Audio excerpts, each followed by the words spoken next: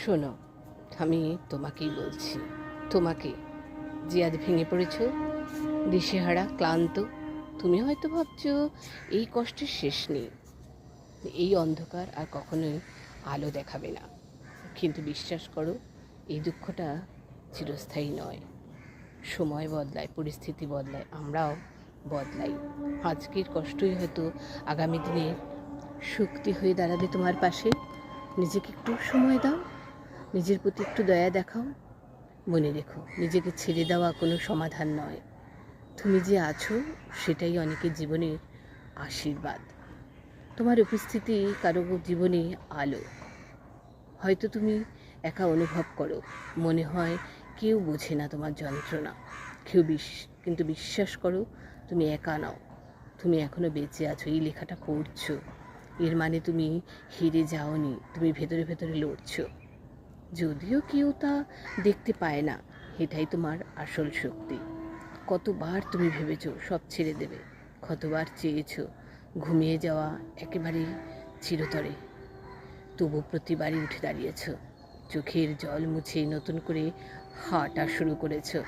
এটা প্রমাণ করে তুমি হলে অদম্য। হ্যাঁ, আমি জানি এই লড়াই সহজ নয়, জানি।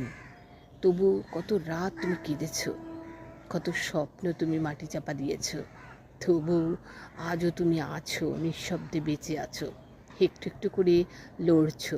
আর এজন্যই তুমি হলে অসাধারণ।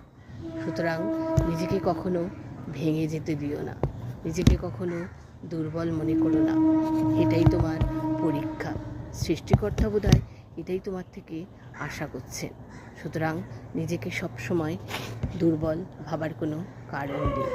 পৃথিবী হয়তো তোমার সাথে অন্যায় করেছে, কিন্তু তাও তুমি এখনও আলো নিভতে দাওনি। মনে রেখো, তুমি কষ্ট পাওয়ার যোগ্য নও। তুমি ভালোবাসার, শান্তির, আশার যোগ্য। আমার অনুরোধ, হাল ছেড়ো না। যত রাতেই কেঁদে ঘুমাও, যতবারই মনে হয় আর পারছি না, তবুও আবার চেষ্টা করো। পৃথিবী এখনও তোমার ছোঁয়া চায়।